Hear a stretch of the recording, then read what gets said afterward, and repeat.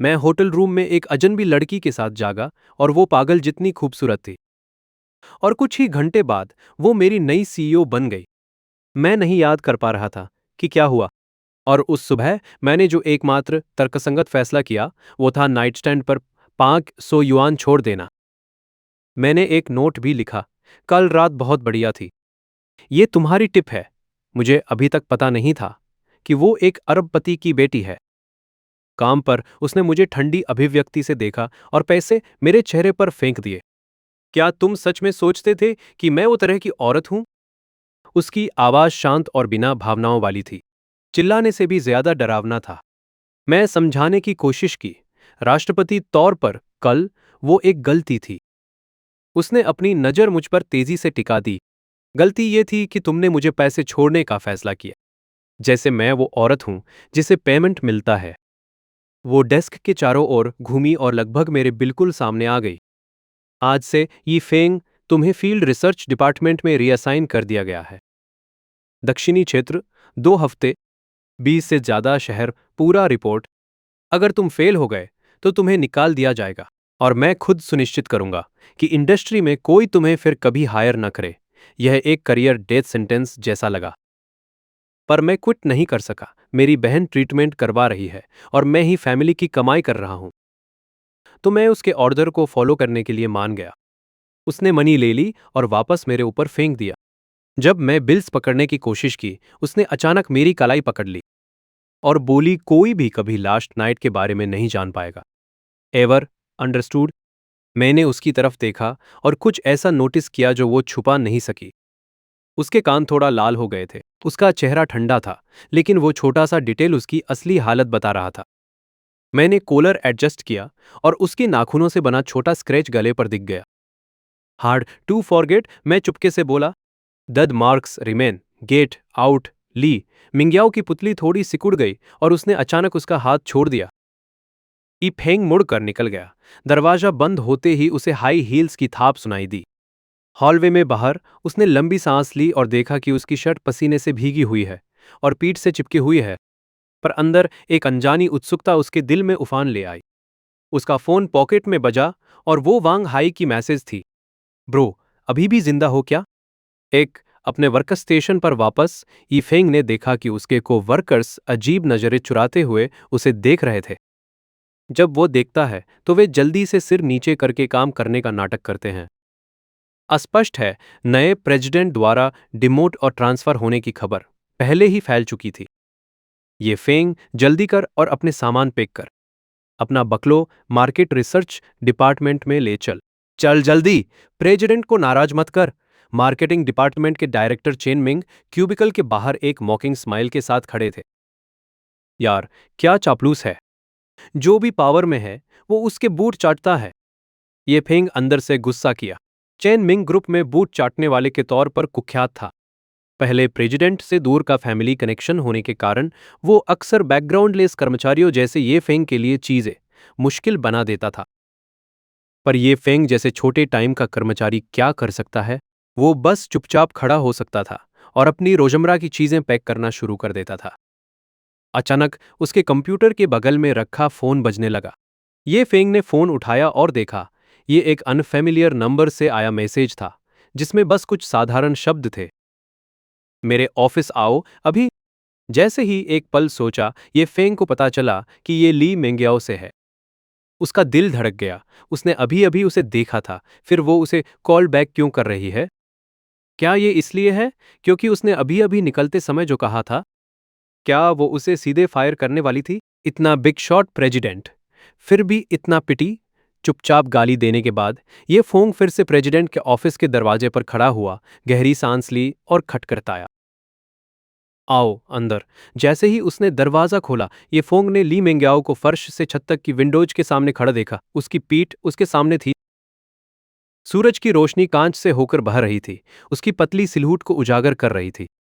पर इस मोमेंट में उसकी पोज थोड़ा स्टिफ लग रही थी। ली प्रेसिडेंट, आप मेरे लिए बुलाए? ली मेंग्याओ ने पीछे नहीं मुड़ी। उसकी आवाज पहले से भी ज्यादा ठंडी थी। दरवाजा लॉक कर दो। इफिंग हैरान रह गया, पर कहा गया वैसा ही किया। जैसे ही लॉक क्लिक हुआ, ली मेंग्याओ अचानक झुकी, एक हाथ विंडोसिल पर टिकाया। फौरन इफेंग ने स्वाभाविक रूप से एक कदम आगे बढ़ा।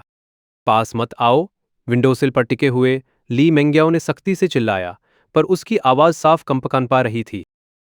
जाओ, मेरे लिए कुछ सैनिटरी पैड ले आओ। क्या? यीफेंग जम गया, यहां तक कि सोच रहा था कि उसने गलत सुना तो नहीं। ली मेंग्याओ मुड़ी, उसका चेहरा भूत जैसा फीका, माथे पर छोटे छोटे पसीने के मोती थे। उसने नीचे वाला होंठ काटा, उसकी आंखों में शर्म और दर्द दोनों झलक रहे थे। ये सीन इफिंग को अजीब तरह से परिचित लगा। मैंने कहा था, सैनिटरी पैड खरीदने चलो। अभी, तुरंत, ली मेंग्याओ बोलते हुए दांत कस कर रखी थी। तभी इफिंग ने देखा कि उसके सफेद सूट पैंट पर छोटा डार्क रेड दाग लगा है। उसी पल उसे समझ आ गया कि क्या हो रहा है।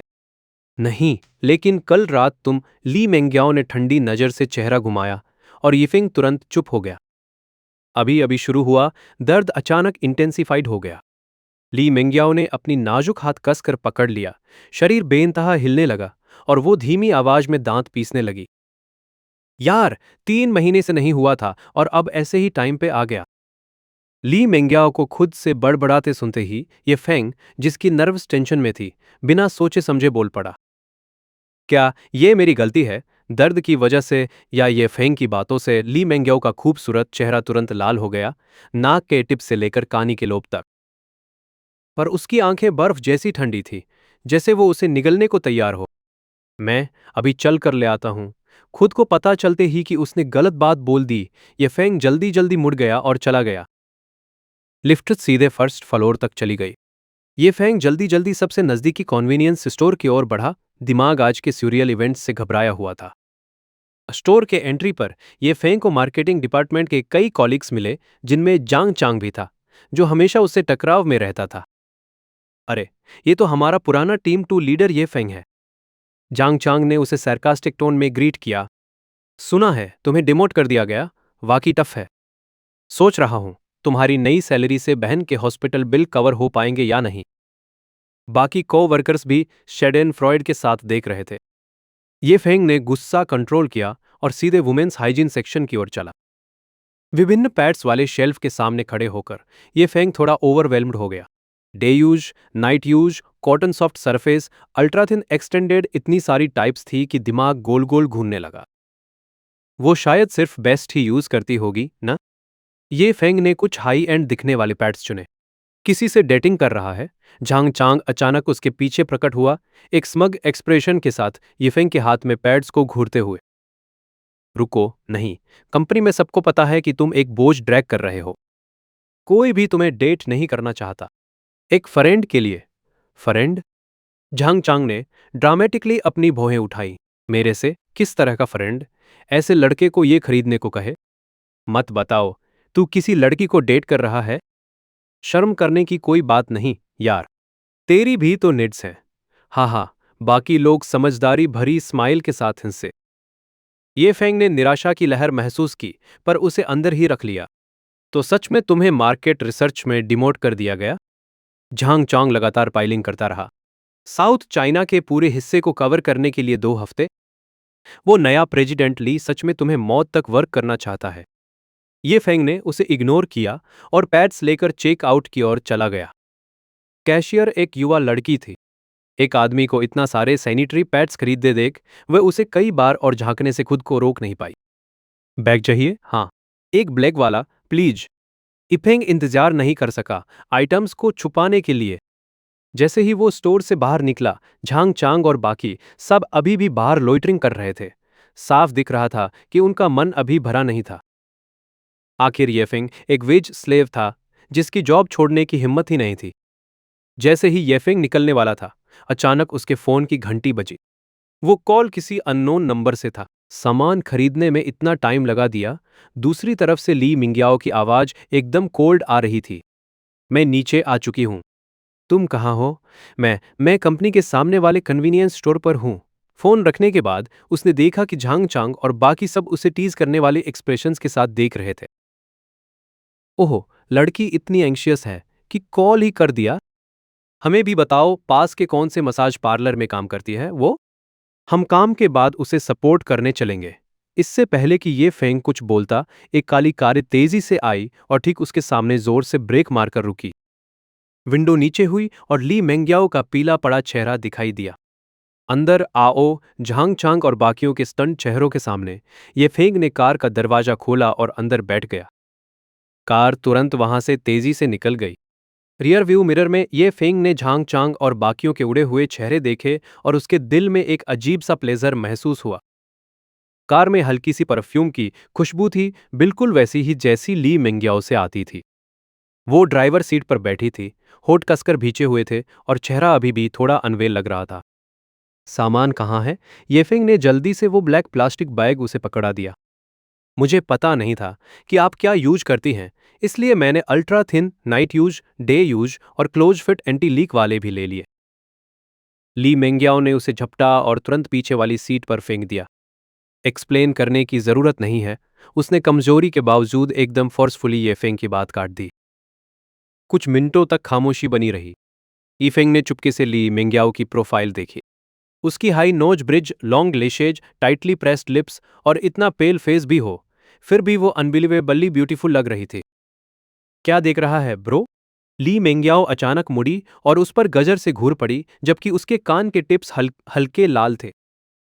कुछ नहीं। यीफेंग ने जल्दी से नजरें हटा ली।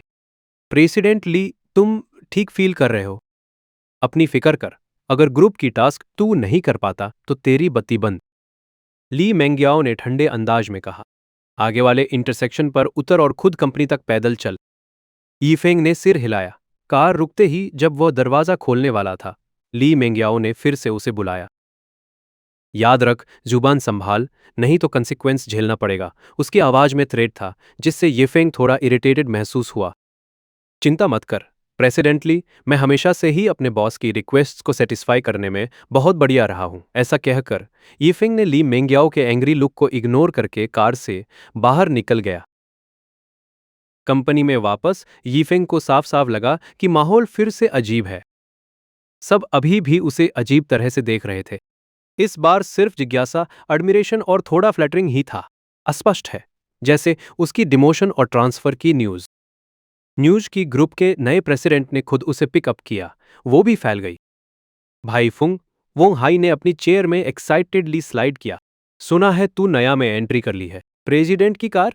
यीफेंग कड़वे हंसे और सिर हिलाया। न्यूज सच में बहुत फास्ट फैलती है। पूरी कंपनी धूम मचा रही है। वांग है ने आवाज नीचे कर ली। झांग चांग का ग्रुप इसे फिर से फैला रहा था, और किसी कारण से जब वो लोग इसके बारे में बात करने लगे तो पूरी तरह कंपाने लगे और उनका चेहरा हरा हो गया। सुनकर कि झांग चांग और बाकी लोग कंपा रहे थे, यीफेंग भी उलझन में पड़ गया। बिल्कुल, वो कंपाए। उनको हिम्मत हुई नई प्रेसिडेंट को कॉल गर्ल कहने की। वो बहुत खतरनाक है। जैसे ही यीफेंग ने 3 साल से यूज किए हुए वर्क स्टेशन से चीजें पैक करना जारी रखा, एक तेज चिल्लाहट ने उसके विचारों को तोड़ दिया। मार्केटिंग डिपार्टमेंट के डायरेक्टर चेन मिंग क्यूबिकल के बाहर खड़े थे। उनका चेहरा गहरा, आंखों में अर्ष्या भरपूर थी। तुम बहुत इंप्रेसिव हो, है ना? नई प्रेसिडेंट अपने पहले दिन आई और तुम पहले ही उसकी चापलूसी कर रहे हो। चेन मिंग की ईर्ष्यालु नजर देखकर यीफेंग को अचानक एक अजीब ताजा संतोष महसूस हुआ। मैं इससे पहले ही बहुत समय से चापलूसी कर रहा हूं। तुम क्या बड़बड़ाए हो? कुछ नहीं। मैं कह रहा हूं कि अब मैं रिसर्च डिपार्टमेंट में रिपोर्ट करूंगा। इस वक्त यीफेंग को ट्रांसफर होने पर थोड़ा खुशी भी महसूस हुई। अगर वो यहीं रहता तो कौन जानता कि कितनी परेशानी उसका इंतजार कर रही होती। क्या तुमने इस चाइना रीजन के क्लाइंट डेटा को सॉर्ट करना खत्म कर लिया? और तुम खत्म करने से पहले ही निकलने की हिम्मत करते हो? चेन मिंग ने अचानक आवाज ऊंची कर दी। उनके आसपास के सहकर्मियों ने जो कर रहे थे रोक दिया और चुपके से यीफेंग की ओर देखा। यी फेंग एक पल के लिए जमे, फिर जल्दी से कहा, उस फाइल में 300 से ज्यादा क्लाइंट्स की जानकारी है। इसे खत्म करने में कम से कम 2 दिन लगेंगे। डिपार्टमेंट ट्रांसफर प्रोसीजर के अनुसार मैंने इसे पहले ही सौंप दिया है। मुझे किसी भी प्रोसीजर की परवाह नहीं है। चेन मिंग ने बेताबी से बीच में टोक दिया। आधा घंटे में पूरी हुई डेटा मुझे भेज दो, नहीं तो इस महीने का बोनस भूल जाओ। ऐसा कहने के बाद चेन मिंग घमंड से मुड़क कर चल दिया। वांग हाई ने ये फेंग को चिंतित नजर से देखा। भाई फोंग, वो साफ तौर पर तुम्हारे लिए काम मुश्किल बना रहा है। 300 से ज्यादा क्लाइंट्स हो तो उन्हें चेक करने में पूरा एक दिन लग जाएगा। ये फोंग ने कुछ नहीं कहा। उसने घना एक्सेल शीट खोला। नाम, फोन, कंपनी, कोऑपरेशन रिकॉर्ड्स। पहले इस तरह के डेटा पर फोकस करने के लिए उसे कम से कम 3 कॉफी चाहिए होती थी। पर आज कुछ अजीब था। वो नंबर और शब्द उसकी नजर में ऐसे घुस गए जैसे सीधे दिमाग में खुदे हो। पहले पेज के 20 क्लाइंट्स को एक बार देखा और सब याद कर लिए। ये फेंग ने हैरानी में पलक चपकाई, फिर अगले पेज पर स्क्रॉल किया। फिर वही हुआ, सब कुछ तुरंत याद हो गया। प्रेसिडेंट ऑफिस में ली मेंग्याओ ने स्पेयर सूट स्कर्ट पहन ली और फर्श से छत की विंडो के पास खड़ी होकर धीरे धीरे सांस ली। उसका निचला पेट, जो पहले इतनी दर्द से ठंडी पसीना बहा रहा था, अब बिल्कुल नहीं दर्द कर रहा। उसने नाजुक हाथ उठाया और धीरे से शर्ट के नीचे अपने निचले पेट को दबाया। वो सूजन वाला दर्द जो 3 महीने से चल रहा था, क्रैम्प्स के साथ गायब हो गया था। उसकी पूरी बॉडी अनयूजुअली हल्की और रिलैक्स्ड फील कर रही थी। आधे साल पहले देश वापस आते ही ली मेंग्याओ फैमिली की इनहेरिटेंस की लड़ाई में फंस गई थी। इतने भारी प्रेशर की वजह से उसकी नींद उड़ गई, जिससे एंडोक्राइन डिसऑर्डर और इरेगुलर पीरियड्स होने लगे। पेट की उस सूजन ने उसे आधे साल से परेशान कर रखा था। ना देसी दवाओं ने काम किया और ना ही एलोपैथी ने। उसने कभी सोचा नहीं था, क्या सच में ये सब उसकी वजह से हुआ? इस बारे में सोचते ही उसके कान गर्म हो गए। ऑफिस एरिया में, फेंग भाई, तुम्हारी टाइपिंग इतनी फास्ट कब से हो गई? ये फेंग की उंगलियों को कीबोर्ड पर उड़ते देख वांग हाई की आंखें फटी की फटी रह गई। स्क्रीन पर स्प्रेडशीट इतनी तेज भरी जा रही थी कि नंगी आंखों से भी साफ दिख रहा था। ये फेंग खुद भी दंग रह गया था। जो काम करने में 2 दिन लगते थे, उसने 25 मिनट में निपटा दिया और हर एक डेटा एकदम एक्यूरेट था। ईमेल भेजने के बाद भी ये फेंग को यकीन नहीं हो रहा था कि ये सच है। क्या ये वही इंसान है जिसे बचपन से स्लो माइंडेड होने के ताने मिले थे? पर 3 मिनट बाद ही चेन मिंग का रिप्लाई ईमेल आ गया। फाइल में गलतियां हैं। बोनस डिडक्शन की रिपोर्ट एचआर को भेज दी गई है। क्या? ये फेंग ने अटैचमेंट खोला और वो सो कॉल्ड मिस्टेक देखी जिसे चेन मिंग ने हाईलाइट किया था। पता चला कि टेबल में जो फॉन्ट था वो चीटी फॉन्ट नहीं था जो चेन मिंग ने पर्सनली मांगा था। उसके बगल में बैठा वांग है गुस्से में डेस्क को थाप मार दिया। वो साफ तौर पर तुम्हें टारगेट कर रहा है। अगर प्रॉब्लम भी हो तो वो तुम्हें ठीक करने दे सकता है। बोनस तुरंत कौन डिडक्ट करता है? ईफिंग ने मुट्ठी कस ली। चेन मिंग की एक छोटी मूव से उसकी बहन का अगले महीने का हॉस्पिटल फी बिल गायब हो गया। मैं उसे फाइंड करूंगा। ईफेंग खड़ा हुआ, पर चेन मिंग पहले ही चल के आ रहा था। तू बेकार का क्रैप है। तू एक सिंपल स्प्रेडशीट भी नहीं बना सकता। चेन मिंग ने जानबूझकर जोर से चिल्लाया, सबका ध्यान खींचकर ईफेंग को एम्बारस करने के लिए। उसके सामने खड़ा चेन मिंग ने यीफेंग की नाक की ओर इशारा किया और ईर्ष्या भरे गुस्से में चिल्लाया, डैम इट, ऑफिस में मैंने कितनी बार कहा था, मेरे पास भेजी गई हर फाइल को मेरे पसंदीदा काइटी फॉन्ट में होना चाहिए। यीफेंग गुस्से में उसे घूरता रहा, पर अपनी बहन को हॉस्पिटल में लेटा देखकर उसकी कस कर बंद मुट्ठी धीरे धीरे ढीली हुई और उसने सिर झुका लिया। यीफेंग के पीछे हटते देख चेन मिंग का चेहरा गर्व से भर गया और एक साइनिस्टर ग्रिन दिखा। नीची, गंदगी भरी आवाज में उसने कहा, तुम प्रेसिडेंट की कार में तो चढ़े, पर उसकी बिस्तर में नहीं। रियली थिंक यू अब बड़ा समझ रहे हो क्या? मैं तुम्हारी लाइफ मुश्किल बना रहा हूं। कोई प्रॉब्लम है तुम्हें इससे? पूरा ऑफिस एरिया एकदम शांत हो गया। हर कोई अपनी सांसें रोककर इस कॉन्फ्रंटेशन को देख रहा था। तभी गलियारे से एक ठंडी सी फीमेल वॉइस आई, डायरेक्टर चेन, आप तो यहां अपनी पूरी अथॉरिटी झाड़ रहे हैं। भीड़ अपने आप हट गई और ली मेंग्याओ हाई हील्स पहनकर आगे बढ़ी। उसकी सफेद सूट स्कर्ट उसके एलिगेंट कर्व्स को उभार रही थी और उसके चेस्टनट लंबे बाल एक नीट बन में बंधे थे। अभी कार में उसकी जो वीकनेस दिखी थी, उसके मुकाबले वो अब एकदम अलग ही इंसान लग रही थी। प्रेसिडेंटली, चेन मिंग का चेहरा बुरी तरह उतर गया। मैं तो बस कंपनी के रेगुलेशंस फॉलो कर रहा था। रेगुलेशंस? ली मेंग्याओ ने ये फेंग के डेस्क से माउस उठाया और रिजेक्टेड फाइल खोली। जरा मैं भी देखूं कि ऐसी कौन सी मेजर मिस्टेक हो गई जिसके लिए तुरंत बोनस डिडक्ट करना पड़ा। उसने जल्दी से पेज को स्कैन किया। उसके लाल होंठ थोड़े खिंच गए थे। एक मोमेंट बाद उसने धीरे से अपनी नजरें उस एंशियस चेन मिंग पर टिकाई और ठंडे टोन में पूछा, सिर्फ इसलिए कि तुम्हारा रिक्वायर्ड फॉन्ट यूज नहीं किया गया, तुमने उसका बोनस काट दिया। क्या आप ऐसे ही काम करते हैं? डायरेक्टर चेन: वो बात ऐसी है, 300 से ज़्यादा क्लाइंट्स का डेटा सॉर्ट करने में कम से कम 2 दिन लगते हैं, पर ये फेंग ने ये सिर्फ 20 मिनट में कर दिया। वो साफ साफ फेक कर रहा है। ऐसा बिहेवियर कंपनी के लिए बहुत बड़ा लॉस ला सकता है। कंपनी रूल्स के हिसाब से उसे फायर कर देना चाहिए, पर मैंने सिर्फ उसका बोनस काटा है। तभी ये फेंग अचानक बोल पड़ा, सच तो यह है कि मैंने कुछ भी फेक नहीं किया है। मैंने उन 300 से ज़्यादा क्लाइंट्स की इंफॉर्मेशन को सच में बहुत केयरफुली सॉर्ट किया है। अगर आपको यकीन नहीं है तो आप खुद वेरीफाई कर सकते हैं। ये फेंग की बात सुनकर चेन मिंग ने तेजी से उसकी तरफ इशारा किया और बोला, अगर तुमने सच में एक भी मिस्टेक नहीं की है तो मैं अपना ईयर एंड बोन्स छोड़ दूंगा। वहां खड़े मत रहो, जल्दी से चेक करो। जिसने भी ये फेंग का फेवर करने की कोशिश की उसे मैं फायर कर दूंगा। चेन मिंग की बात सुनते ही बाकी लोग जल्दी से ये फेंग की भेजी हुई स्प्रेडशीट चेक करने लगे। वेरिफिकेशन के दौरान ली मिंग्याओ एक शब्द भी नहीं बोली। वो चेन मिंग की दी हुई स्विवेल चेयर पर बैठकर बस ये फेंग को घूरती रही।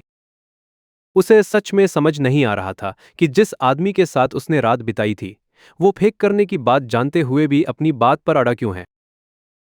ये फेंग ने भी नोटिस किया कि ली मेंग्याओ उसे ही देख रही है। उसकी कंफ्यूज आंखों में आंखें डालकर उसने एक हैंडसम सी स्माइल दी। ये फेंग के चेहरे पर वो स्माइल देखकर ली मेंग्याओ के दिमाग में तुरंत वो सीन आ गया जब वो कल रात उसके साथ इन्वॉल्व थी। उसके कान लाल हो गए और उसने तुरंत अपना सिर दूसरी तरफ घुमा लिया। जो काम एक बंदा 2 दिन में करता, उसे 20 लोग मिलकर 2 घंटे में कर सकते थे। 2 घंटे बाद वांग हाई ने जल्दी से अपना हाथ उठाया और जोर से बोला, मैंने चेक कर लिया है, मेरे पार्ट में कोई भी प्रॉब्लम नहीं है। जैसे ही वांग हाई ने अपनी बात खत्म की, एक और कलीग ने अपना हाथ उठाया, मैंने भी चेक किया है, कोई प्रॉब्लम नहीं है। मेरा भी सेम, सब कुछ ठीक है। +1। जैसे ही सबने चेकिंग खत्म की, वो ये जानकर शॉक रह गए कि जो फाइल ये फेंग ने 25 मिनट में पूरी की थी, उसमें एक भी मिस्टेक नहीं थी। चेन मिंग, जो अपनी जीत के नशे में चूर था और सोच रहा था कि उसने ये फेंग को फंसा लिया है, दूसरों की बात सुनकर एकदम दंग रह गया। नामुमकिन है, तुम लोग मिलके मुझे और प्रेसिडेंट ली को फंसाने की साजिश की थी, है ना? लगता है तुम्हें अब काम नहीं करना है। उसी पल ली मिंग्याओ अभी भी कुछ नहीं बोली। वो खड़ी हुई एडी की आवाज की और वांग हाई की साइड में चली गई। आराम से कुछ एंट्रीज को स्पॉट चेक करके तुलना की, फिर वो दूसरों की डेस्क की ओर गई।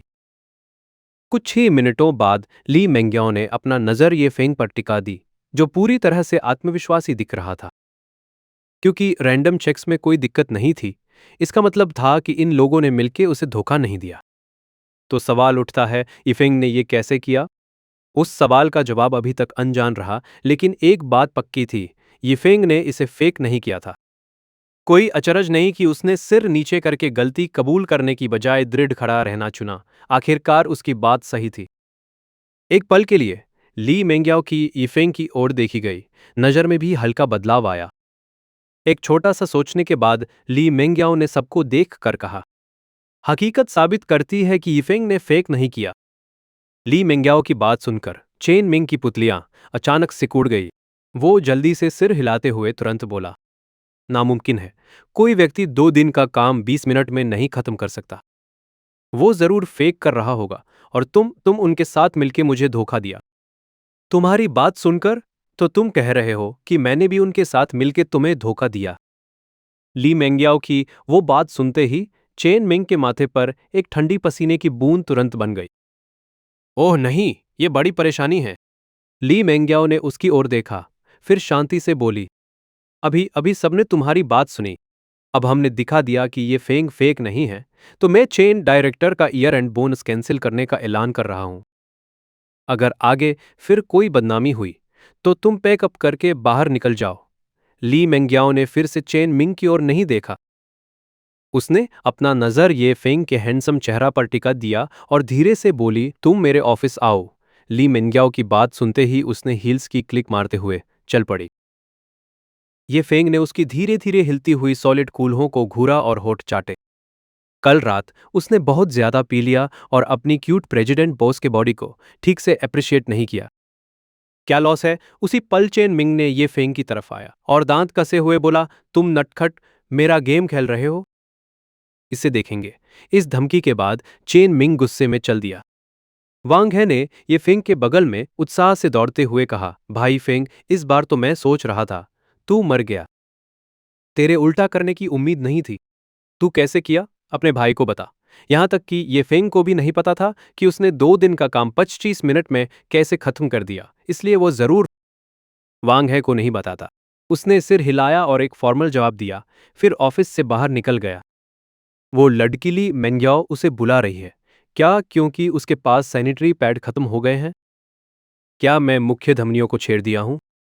प्रेसिडेंट का ऑफिस। ये फेंग ने दरवाजे पर ठकठक किया। सुनते ही, अंदर आओ। उसने दरवाजा धक्का मारकर खोल दिया और अंदर घुसा।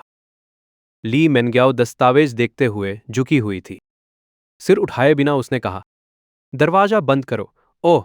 ये फेंग ने दरवाजा बंद किया, फिर एंट्रेंस पर खड़ा होकर बिना बोले ली मेंग्याओ को घूरता रहा, नहीं जानता क्यों इस लड़की ने उसे यहां बुलाया। 5 मिनट बाद ली मेंग्याओ आखिरकार सिर उठाया, थोड़ा हिचकिचा रहे यिफेंग को देखकर जिज्ञासु अंदाज में पूछा, तू 2 दिन का काम सिर्फ 20 मिनट से थोड़ा ज्यादा में खत्म कर दिया। कैसे किया तूने? इस सवाल पर यिफेंग एक पल सोचा और ईमानदारी से बोला, मैं कहूंगा, मेरे पास काटो टाका की गोल्डन फिंगर है। इसने मेरी कीबोर्ड की स्पीड बहुत बढ़ा दी। तू यकीन करता है क्या? काटो टाका कौन है? उसके पास गोल्डन फिंगर क्यों है? ली मेंग्याओ पूरी तरह से हैरान हो रही थी। तभी यिफेंग हंसते हुए बोला, बस मजाक कर रहा हूं। असल में मेरे पास फोटोग्राफिक मेमोरी की पावर है। सच में तेरे पास फोटोग्राफिक मेमोरी है? बिल्कुल। मैं अभी भी तेरी बट पर वाले मोले को याद रखता हूं। ली मेंग्याओ कूदते हुए यिफेंग की ओर इशारा करके गुस्से में चिल्लाई, अगर फिर से बकवास करेगा तो तेरी जीभ काट दूंगी। उसके गुस्से देखकर यिफेंग जल्दी से चुप हो गया। ली मेंग्याओ फिर से उसे बुरी तरह घूरती रही। गहरी सांस ली, अपनी ऊंची छाती थपथ पाकर खुद को कूल किया और ठंडे अंदाज में बोली, अब तू जा सकता है। आज रात 8 बजे यहां आना। सुना कि उसे अभी भी शाम के 8 बजे ऑफिस आना पड़ेगा। ये फेंग ने अनिच्छा से कहा, जबरन ओवरटाइम करना गैर कानूनी है। तो फिर अपना सामान पैक कर अभी निकल जा। मैं खुद से ओवरटाइम कर रहा हूं। उसने अनिच्छा से कहा, फिर जल्दी से बाहर निकल गया। भले ही उसे पूंजीपतियों से नफरत थी, फिर भी उसे इस पूंजीपति ली मेंग्याओ के लिए काम करना पड़ा ताकि अपनी बहन के इलाज के खर्चे जुटा सके। हाय हाय सहेले। शाम के 8 बजे ये फेंग, जो काम के बाद नहीं गया था, अकेले ही प्रेसिडेंट के ऑफिस में आया। दरवाजे पर खड़े होकर उसने चुपचाप बड़बड़ाया, इतनी देर से उसने मुझे क्यों कॉल किया? शायद मैं दर्द की एडिक्शन में फंस गया हूं। जैसे ही वो दरवाजा खटखटाने वाला था, ली मेंग्याओ की तेज चिल्लाहट अचानक ऑफिस के अंदर से सुनाई दी। अरे! चिल्लाहट सुनते ही ये फेंग के पास सोचने का टाइम नहीं बचा। उसने जल्दी से ऑफिस का दरवाजा धक्का मारते हुए कहा, प्रेसिडेंट, क्या हुआ यार? हॉली शिट! इसी वक्त ली मेंग्याओ ने अपनी छोटी सूट जैकेट उतारी, कूदते हुए जैकेट से कुछ मार रही थी और उसका बड़ा बस्ट उसके शरीर की हरकतों से जोर से उठ झुक रहा था। ये फेंग, जो एक पुराने सिंगल था, अपनी जिंदगी में ऐसी सेडक्टिव सीन कभी नहीं देखी थी। एक पल के लिए वह दंग रह गया। हॉली शिट! क्या तुम्हें यह फ्री में देखने को मिल रहा है? लगता है मैं बेहोश ही हो जाऊंगा। इसी वक्त ली मेंग्याओ ने ये फेंग को देखा और जल्दी से उस पर चिल्लाई, तुम अभी भी वहां खड़े क्यों हो रहे हो? आओ और मेरे लिए वो कॉकरोच मार दो। मारना? एक कॉकरोच? तो तुम रात देर तक ऑफिस में कूदते चिल्लाते हो सिर्फ एक कॉकरोच मारने के लिए? वाकई कॉकरोच ज्यादातर औरतों की अर्च एनिमी है। ये फेंग ने सिर हिलाया और ऑफिस की डेस्क की ओर चला गया। जैसे ही वह पहुंचा, उसने डेस्क पर खड़ा एक कॉकरोच को घमंड से अपनी ओर देखते हुए देखा। ली मेंग्याओ ये फेंग के पीछे छिप गई और बेचैन होकर पूछा, क्या तुमने उसे देखा? जल्दी करो और उसे हटाओ। समझ गया, ई फेंग ने कहा और तिलचट्टा पकड़ने की कोशिश की। पर तिलचट्टे ने खतरा महसूस किया, पंख फड़फड़ाए और उड़ गया। उसने चतुराई से यीफेंग के बड़े हाथ से बचते हुए उसके चारों ओर उड़ गया और धीरे धीरे ली मेंग्याओ की नाक की नोक पर उतर गया। ली मेंग्याओ ने जब अपनी नाक पर तिलचट्टा को उसके 2 छोटे आंखों से देखता देखा तो उसकी पुतलियां अचानक सिकुड़ गई। आहा! उसने जल्दी से हाथ से तिलचट्टा को अपनी नाक से मार दिया। फिर रिफ्लेक्स में कूदते हुए अभी अभी मुड़े हुए यीफेंग को गले लगा लिया। उसकी पतली लंबी टांगें कसकर उसकी कमर के चारों ओर लिपट गई। यीफेंग ने भी इंस्टिंक्टिवली दोनों बड़े हाथ उठाकर उसके गोल नितंबों को सपोर्ट किया। तिलचटे को पंख फड़फड़ाते हुए ऑफिस से बाहर उड़ते देख यीफेंग ने हल्की राहत की सांस ली और कहा, डरो मत, वो पहले ही बाहर उड़ गया है। तिलचटा गायब हो गया। यह सुनकर ली मेंग्याओ अभी भी उसे कसकर गले लगाए हुए डर भरी आवाज में बोली, वो अभी अभी मेरी नाक पर उतरा, मैं तो उसकी आंखें साफ साफ देख ही ली। डर के मर गया मैं, डरो मत। ली मेंग्याओ अभी तिलचट्टा भी संभाल नहीं सकता इस बारे में शिकायत करने ही वाली थी जब अचानक उसे दो बड़े हाथ अपने नितंब को सपोर्ट करते हुए महसूस हुए। उसने सामने वाले यीफेंग को देखा और तभी समझी कि उनकी पोजीशन कितनी एम्बिग्युअस थी। ली मेंग्याओ जल्दी जल्दी उससे कूदकर बाहर आई शर्माते हुए और पूछा, तुम्हारे हाथ कहाँ रखे हैं? उसके सवाल का जवाब देते हुए यीफेंग को पता चला कि उसने अभी क्या किया और जल्दी जल्दी समझाया, तुम अचानक मुझ पर कूदे तो वो रिफ्लेक्स था, मैं तुम्हारे बट को छूने का इरादा नहीं था। तुम अभी भी ऐसा कह रहे हो, चुप रहो। ठीक है, ठीक है। जब यीफेंग ने आज्ञाकारी ढंग से मुंह बंद किया, ली मेंग्याओ ने उस पर गुस्से में नजर मारी। डरते हुए कि तिलचट्टा वापस आ सकता है, वह जल्दी जल्दी मुड़ी, खुले दरवाजे की ओर गई और जोर से बंद किया, फिर ही सांस छोड़ी। ली मेंग्याओ को देखकर, जो जैसे किसी ट्रायल से बच निकली थी, यीफेंग ने अपने अभी भी गर्म हाथों को देखा और फिर उससे बोला, अभी अभी तुमने मुझे इतनी देर रात यहां बुलाया, यकीनन सिर्फ मेरे से तुम्हारे लिए कॉकरोच मारवाने के लिए नहीं था ना? वैसे भी वो कॉकरोच था क्या? वो तो साफ ही मैचमेकर गॉड था। वो भी थोड़ा पछतावा दिखा कि कॉकरोच जल्दी ही चला गया। अगर वो थोड़ा देर तक रुक जाता तो कौन जानता कि कल रात का सीन आज रात भी चलता रहे। यीफेंग के सवाल पर ली मेंग्याओ गुस्से में अपनी छोटी सूट जैकेट पकड़े हुए डेस्क की ओर चली और बुरा मूड में बोली, कौन सा कॉकरोच मारना है? मैं तुम्हें यहां किसी इंपॉर्टेंट चीज के लिए बुलाया था। आओ। यीफेंग आज्ञाकारी तौर पर उसके पास आया और जिज्ञासु होकर पूछा, क्या चल रहा है ली प्रेसिडेंट? ली मेंग्याओ की पतली उंगली ने माउस क्लिक किया, फिर स्प्रेडशीट खोली और यीफेंग को देखते हुए बोली, मैंने पाया कि हमारे ग्रुप के अकाउंट्स में समस्या है। ये तो नॉर्मल है, चाहे कोई भी कंपनी हो, अकाउंट्स में हमेशा कुछ ना कुछ इश्यू होते हैं। पर हमारी कंपनी की समस्या बहुत बड़ी, बहुत सीरियस है। मैं शंका करता हूं कि हमारे ग्रुप के हर क्वार्टर में नुकसान इन अकाउंट से जुड़ा है। ली मेंग्याओ की बात सुनकर ये फेंग ने हिचकिचाते हुए पूछा, तुम्हें लगता है कोई बुक्स में गड़बड़ करके ग्रुप से पैसा निकाल रहा है? हाँ, वही बात है। फिर बस फाइनेंस डायरेक्टर को बुलाओ और पूछो। ली मेंग्याओ ने सिर हिलाते हुए कंप्यूटर पर स्प्रेडशीट देखते हुए गंभीर लहजे में कहा, पर बात उतनी सिंपल नहीं जितनी तुम सोचते हो। मैं अभी अभी ग्रुप को टेक ओवर किया है। अगर मैं अब पब्लिकली ऑडिट करूं तो घास में सांप को झटकने जैसा होगा। वे मेरे साथ कोऑपरेट नहीं करेंगे, बल्कि मिलकर मेरी इंक्वायरी को रोकेंगे, माइन पावर और रिसोर्सेज बर्बाद करेंगे और अंत में हमें फॉल्स आंसर मिल जाएगा। ऐसी जटिल बात सुनकर यीफेंग ने सिर खुजलाया और कहा, तो मेरे पास कोई आइडिया नहीं है। आखिरकार यीफेंग सिर्फ कंपनी में एक छोटा कर्मचारी है। यहाँ के projects billion, tens of billion के हैं। वो सच में इसे हैंडल नहीं कर सकता। अगर मैं कहूं कि तेरे पास कोई तरीका है? ली मिंग्याओ ने उम्मीद भरी नजर से देखते हुए ये फेंग ने अपनी नाक की ओर इशारा किया और हैरानी से पूछा, क्या तू पक्का है कि मेरे पास तरीका है? तू तो कहा था कि तेरी फोटोमैग्नेटिक मेमोरी है ना? इसीलिए मैंने तुझे यहां बुलाया। यहां बैठ जा और मेरे लिए चेक कर दे। जबरदस्ती उसके कंधे पर दबाते हुए ये फेंग बॉस की कुर्सी पर बैठ गया। वो जल्दी जल्दी बोला, पर प्रेसिडेंटली, मुझे अकाउंट्स का कुछ भी पता नहीं है। तेरे को जानने की जरूरत नहीं, यही तो मेरा काम है। आज रात मैं यहीं रुकूंगा और तेरे साथ मिलकर सब अकाउंट्स साफ करूंगा, जब तक सब साफ न हो जाए। ली मेंग्याओ को देखकर, जो उसे बोझ की तरह ट्रीट कर रही थी, ये फेंग के अंदर से गुस्सा फूट रहा था। पर उसके पास कोई चॉइस नहीं थी। आखिर में वो ही बॉस थी। जो भी वो चाहे उसे करना ही पड़ता था। किसने उसे ये दुखी जानवर बना दिया? ये फेंग ने गहरी सांस ली, फिर स्क्रीन पर वाले स्प्रेडशीट पर फोकस किया, उम्मीद कि उसकी वो फोटोमैग्नेटिक मेमोरी सच में है। नहीं तो कल ली मेंग्याओ उसे निकाल देगी, क्योंकि वो कंपनी में बायां पैर पहले रखेगा। नंबर और शब्द उसकी आंखों में घुसते ही तुरंत ही क्लियर हो गए। पहले पेज के घने नंबर उसने एक झलक में ही सब याद कर लिए। ली मेंग्याओ ने देखा कि ये फेंग की आंखें स्क्रीन पर टिकी हैं, उसकी उंगलियां जल्दी जल्दी माउस व्हील स्क्रॉल कर रही हैं, तो उसे पता चल गया कि वो फोटोमैग्नेटिक मेमोरी मोड में है। तो उसने धीरे धीरे अपनी नज़र उसके चेहरे की ओर मोड़ी। पहले उसने उसे ध्यान से नहीं देखा था, अब जब देखा तो लगा कि वो काफी हैंडसम है। सोचते हुए कि बस कल रात इसी टाइम वो इस आदमी को चूम रही थी, ली मेंग्याओ के गाल खुद ब खुद लाल हो गए। आधे घंटे बाद ये फेंग ने आधे अकाउंट्स का रिव्यू कर लिया। तू नहीं जानता जब तक देख नहीं ले, और जब देख लेता है तो दंग रह जाता है। कुछ अकाउंट्स तो पूरी तरह फर्जी निकले।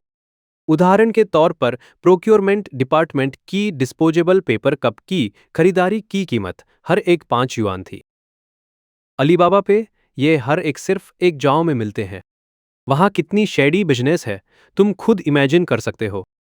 उसी लम्हे ली मेंग्याओ एक कप कॉफी हाथ में लेकर आई। यिफेंग को देखकर चुपचाप बोली, तुम भी थक गए होंगे, पहले एक कप कॉफी पी लो, फिर थोड़ा रेस्ट कर लो। ओह थैंक्स। यिफेंग ने कॉफी लेने के लिए हाथ बढ़ाया, लेकिन गलती से ली मेंग्याओ के स्मूथ हाथ को छू गया। एक ही पल में यिफेंग के दिमाग में पिछले रात की याद ताज़ा हो गई, जब ली मेंग्याओ ने उसके साथ फिंगर्स इंटरलॉक किए और अजीब ढंग से उसके लिप्स पर किस किया।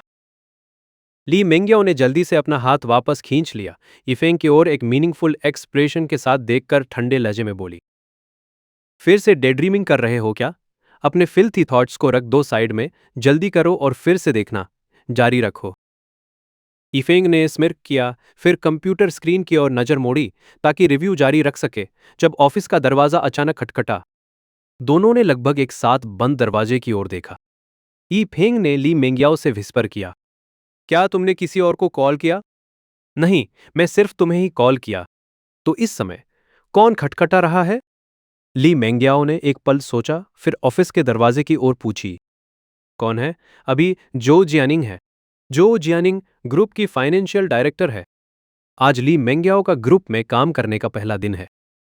कोइंसिडेंटली ये फाइनेंशियल डायरेक्टर जो जियानिंग बिजनेस ट्रिप पर था, इसलिए दोनों अभी तक नहीं मिले थे। अब लगता है जो जिन्निंग की वापसी के बाद पहली चीज है मुझसे फैक्शन हेड को पिटीशन करना। वो ऑफिस के दरवाजे पर खड़ा इंतजार कर रहा है। बिल्कुल मैं उसे नजरअंदाज नहीं कर सकती। पर इस देर के समय मैं और ये फेंग अकेले एक कमरे में, एक आदमी और एक औरत, साथ ही दिन की अफवाहों के साथ, अगर जो जिन्निंग यहाँ ये फेंग को देख लेगा तो मेरे और उसके बीच की स्कैंडल पक्की हो जाएगी।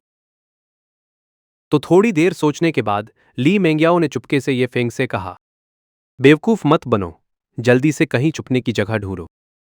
छुपना? मैं क्यों छुपूं? ये फेंग की उलझन देखकर ली मेंग्याओ ने ठंडे अंदाज में कहा, तुम्हें अफवाहों की परवाह नहीं, पर मुझे है। जल्दी से छुपने की जगह ढूंढो, जल्दी करो। ली मेंग्याओ की जल्दी देखकर ये फेंग ने बेबस सिर हिलाया, बड़े ऑफिस को देखा और माथा चढ़ा दिया। प्रेसिडेंट का ऑफिस बहुत बड़ा है, लेकिन एक डेस्क के अलावा, एक कुछ फाइलिंग कैबिनेट और एक कॉफी मशीन के अलावा और कुछ नहीं है। मैं कहाँ छुपूं?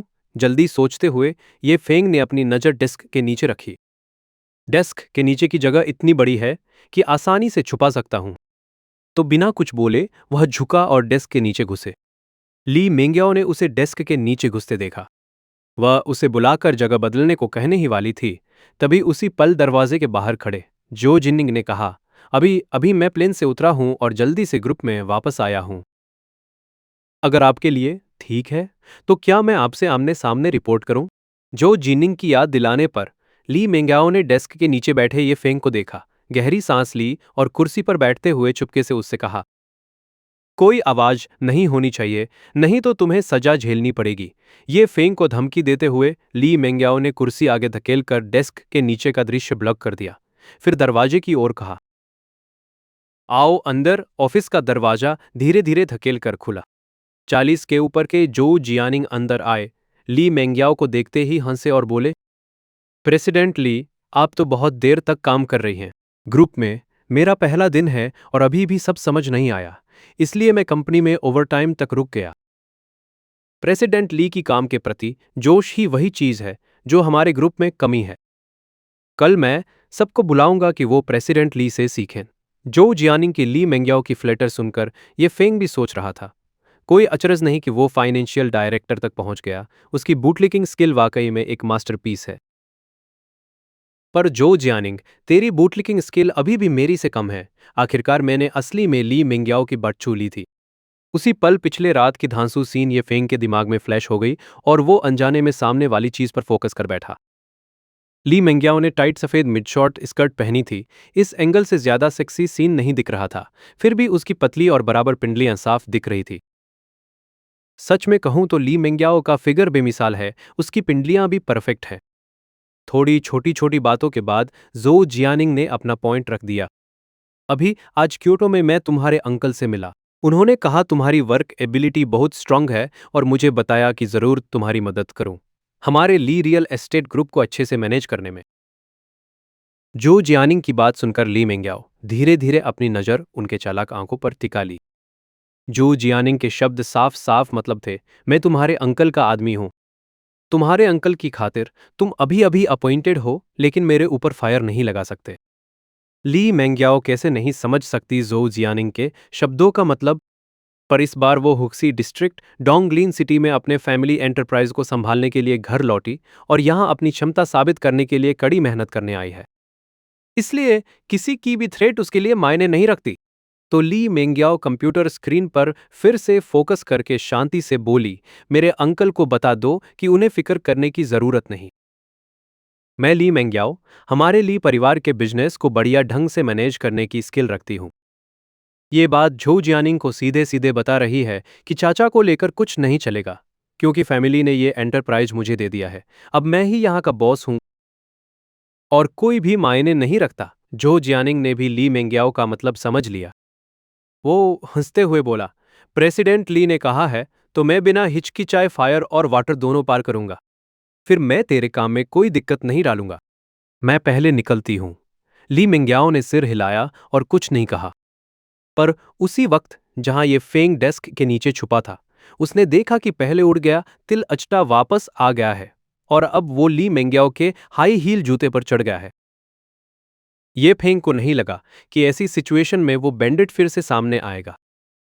जो जियानिंग अभी ऑफिस से नहीं निकला था, अगर वो तिलचट्टा ली मेंग्याओ की लेग पर चढ़ जाता तो वो जरूर घोस्ट देखी हो जैसी चिल्ला पड़ती। उस समय अगर जू जियानिंग दौड़कर देखती कि क्या चल रहा है, तो सारी चीजें एक्सपोज हो जाती ना। तो ये फेंग जल्दी जल्दी हाथ बढ़ाकर वो शरारती तिलचट्टा पकड़ने की कोशिश की। पर तिलचट्टा फिर से डेंजर महसूस करके जल्दी जल्दी पंख फड़फड़ाया और उड़ गया। जैसे ही वो उड़ने वाला था, ये फेंग ने गहरी सांस ली। यार, कितना क्लोज कॉल था। लगभग वो बेंडिट सब कुछ एक्सपोज कर देता। पर यह फेंग की राहत अभी खत्म नहीं हुई थी। तिलचट्टा बिना किसी बायस के सीधे ली मेंग्याओ की मिडशॉट स्कर्ट में घुस गया। इसे देख के ये फेंग की आंखें तुरंत बड़ी हो गई। Holy shit! ली मेंग्याओ ने भी ये फेंग को गालियों में गाली सुन ली। क्या पागलपन चल रहा है? समझ नहीं आया। वो जल्दी जल्दी पैर उठाकर उसे जोर से किक मार दी। इसी बीच झो जियानिंग ऑफिस छोड़ने से एक कदम दूर धीरे धीरे किसी की आवाज सुनती रही। इससे वो घुमा और क्यूरियसली ली मेंग्याओ की ओर देखकर पूछा, राष्ट्रपति जैसा टोन लेकर, क्या तुम अभी अभी बोले? झो जियानिंग के सवाल का सामना करते हुए ली मेंग्याओ ने मुंह ढककर एक खांसी ली और बोली, गला थोड़ा असहज है। फिर मैं तुम्हारे लिए थ्रोट लोजेंज का एक पैक ले आती हूं। नहीं, मैं बस और पानी पी लूंगी। ली मेंग्याओ ने बात पूरी करने से पहले ही उसकी भौहें अचानक सिकुड़ उड़ गई। उसी लम्हे उसे अपनी जांघ पर कुछ रेंगता हुआ महसूस हुआ। जोर से उसने डेस्क के नीचे नजरें जमाई, फिर देखा ये फेंग अपनी स्कर्ट की ओर इशारा करते हुए चुपचाप कॉकरोच जैसा कुछ मुंह से फुसफुसा रहा था। जब उसे पता चला कि एक कॉकरोच उसकी स्कर्ट में घुस गया है, तो ली मेंग्याओ की पीठ ठंडी हो गई, सिर की त्वचा झुनझुनी करने लगी। स्वाभाविक रूप से वह खड़ी होकर चिल्लाने ही वाली थी, लेकिन ये फेंग ने जल्दी से उसकी बछड़ी पकड़ ली और ऑफिस के दरवाजे की ओर इशारा किया। ली मेंग्याओ ने तुरंत उसकी बात समझ ली। आखिर झू जियानिंग अभी भी दरवाजे पर खड़ी उसे देख रही थी।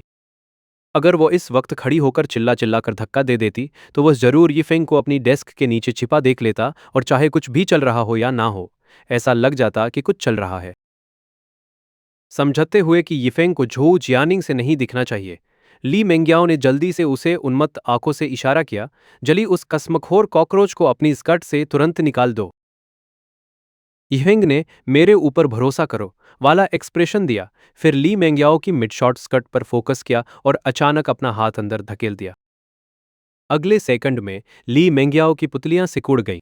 उसकी पतली उंगलियों ने डेस्क को कसकर पकड़ लिया। उस लम्हे ली मेंग्याओ की भौहें कड़ी कड़ी हो गई, जिससे झो जियानिंग हैरान होकर घूर गया। उसने खुद से सोचा, एक सेकंड पहले तो वो ठीक थी, फिर कैसे अचानक ऐसी हो गई। झो जियानिंग को तो पता ही नहीं चलता कि डेस्क के नीचे इफेंग है, और कितनी कोशिश से वह कसमखोर कॉकरोच को पकड़ रहा था, इसका तो अंदाजा ही नहीं लगा पाता। सोचते हुए कि वह ठीक नहीं है, झो जियानिंग जल्दी से पास आया और चिंता से पूछा, प्रेसिडेंट ली, क्या तुम्हें असहज लग रहा है? क्या मैं तुम्हारे लिए एम्बुलेंस बुलाऊं? वह उसे देखते ही ली मेंग्याओ ने जल्दी से चिल्लाया, मैं ठीक हूं, पर तुम्हारे माथे पर ठंडा पसीना दिख रहा है।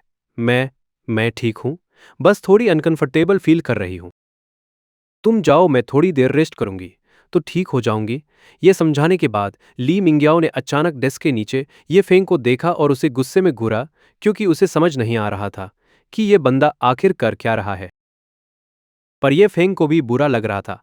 आखिर वो कॉकरोच था ही इतना चालाक, अचानक गायब हो गया और यह फेंग बस अंधेरे में हाथ पैर मार रहा था। उसे मैं अभी हैंडल कर लूंगा वाला लुक देते हुए ये फेंग ने मन बना लिया।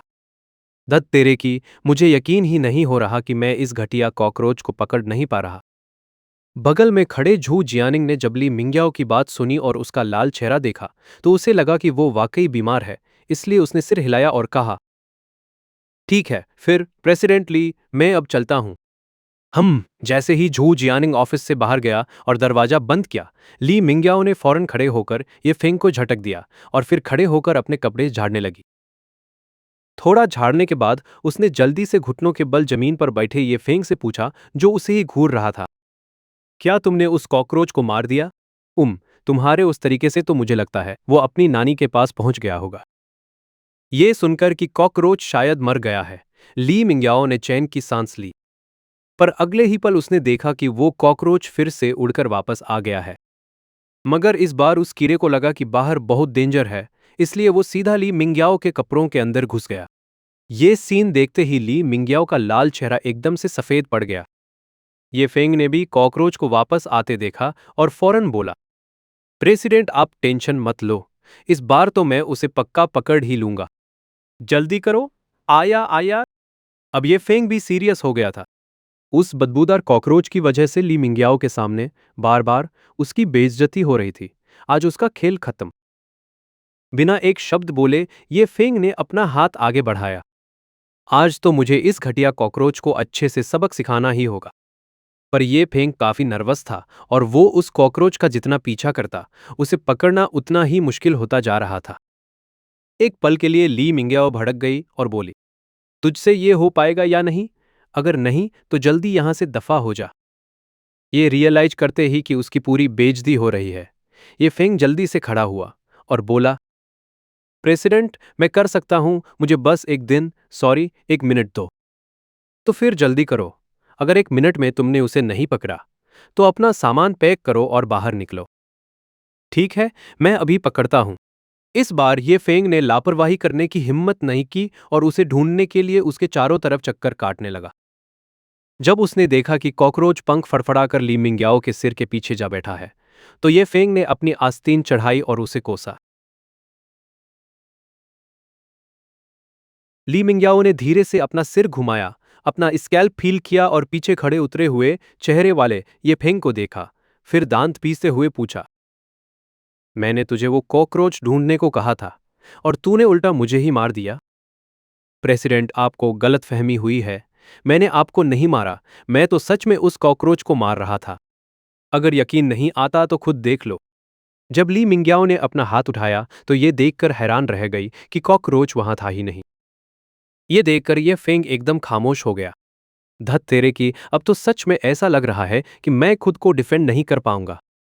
लगता है इस बार तो सच में मुझे बोरिया बिस्तर समेट कर जाना पड़ेगा।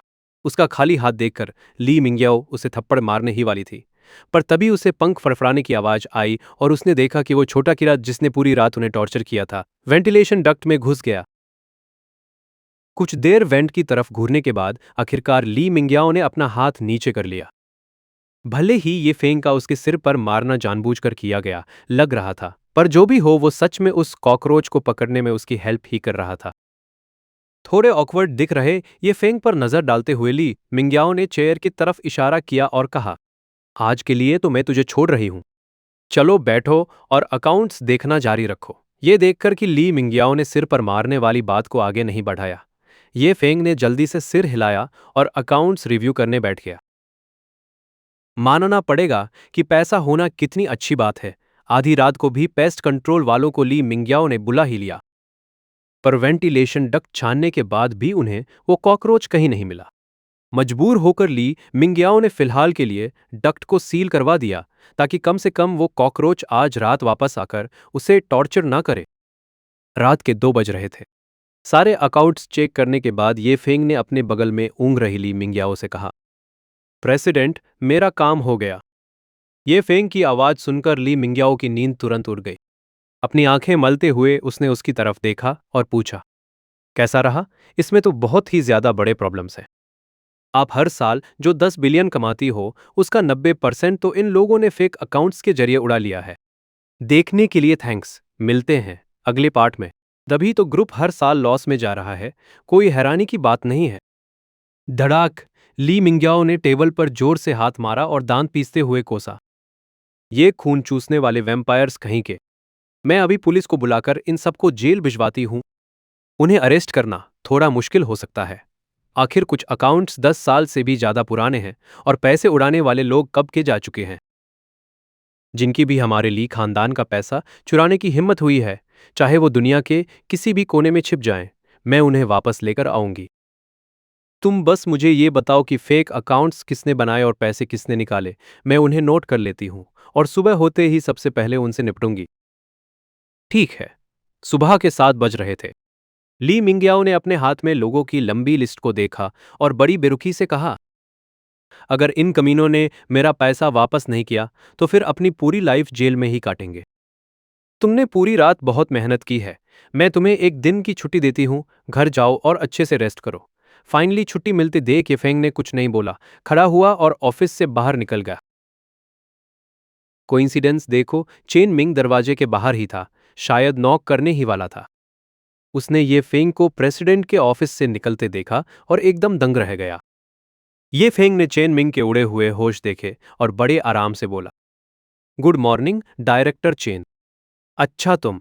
इससे पहले कि चेन मिंग अपनी बात पूरी करता, ये फेंग ने उसे बीच में ही टोक दिया, क्या आप प्रेसिडेंट ली से मिलने आए हैं? मैं एडवाइस दूंगा कि इस वक्त उनसे मिलना ठीक नहीं रहेगा। पर क्यों? इस सवाल पर ये फेंग ने बड़े मतलब के साथ कहा, शर्त लगा लो, वो अभी अभी लेटी हैं। मैं और वो पूरी रात काम में लगे हुए थे। मेरी पीठ और कमर अभी भी दुख रही है। ये फेंग ने मानो या ना मानो वाला लुक दिया और चेन मिंग को वहां अकेला भोजकर छोड़कर चला गया। ये फेंग जैसे ही लिफ्ट में घुसा, चेन मिंग को होश आया और वो लिफ्ट की तरफ देखकर चिल्लाया, बड़ी बड़ी बातें कर रहा है। क्या प्रेसिडेंट ली वाकई इतनी चीप है? वो तुझ जैसे कचरे की तरफ देखेगी भी, थू है मुझ पर। चेन मिंग ने उसे कोसा, फिर किसी चमचे की तरह अपने तेल से चिपचिपाए स्लिक बैग बालों को पीछे की तरफ सेट किया और मुस्कुराता हुआ चेहरा लेकर दरवाजा नॉक करने के लिए मुड़ा। मगर जब उसने देखा कि ली मिंग्याओ ठीक उसके पीछे खड़ी उसे अपनी ठंडी आंखों से घूर रही है, तो चेन मिंग की धड़कनें रुक गई। प्रेसिडेंट ली, डायरेक्टर चेन, Q4 2019 में 2 इंफ्रास्ट्रक्चर पेमेंट्स हैं, जो टोटल $470 मिलियन की हैं। आपको मुझे पर्सनली इनका हिसाब देना होगा। 1 घंटे बाद चेन मिंग बिना दरवाजा नॉक किए सीधे फाइनेंशियल डायरेक्टर के ऑफिस में घुस गया।